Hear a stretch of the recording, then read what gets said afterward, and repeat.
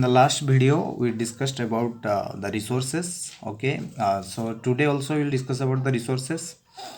So based on the stages of development, resources are also two types. One is your potential resource and one is your actual resource. So when you are talking about the potential resource means what? The power of water, wind, waves, etc. You know already. They can be harnessed to produce energy. So here, though these resources have the capacity to fulfill human wants, they may not be utilized until technical know-how makes them accessible and usable. So some resources are there, we can use them, but we have to use the technology. Technical know-how means what?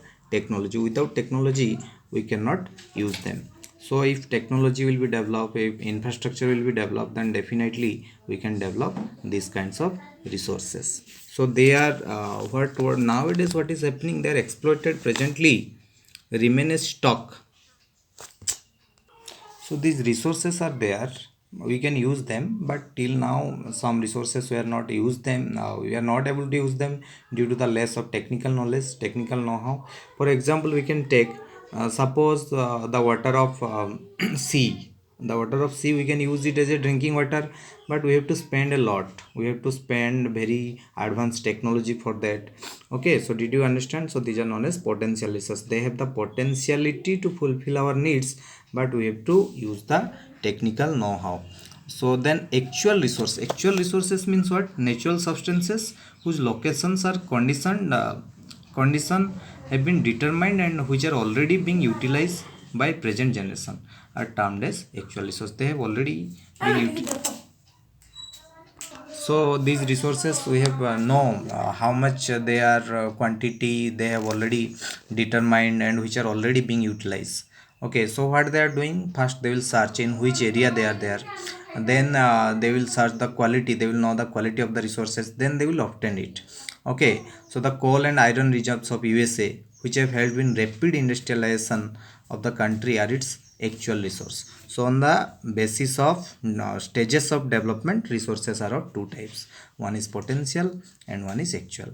And on the basis of ownership, if we'll talk about the basis of ownership, resources are also different kinds, like individual or personal resource, community resource, natural resource, and world resource. Okay, so individual personal resource you can understand which are owned by individual, community resource which are owned by a community like ponds, parks, playgrounds, national resource, forest, wildlife, mines which are owned by a country, national property or national resource, and world resources are sum total of resources of all countries. So did you understand? On the basis of ownership, individual, community, national, and world resource.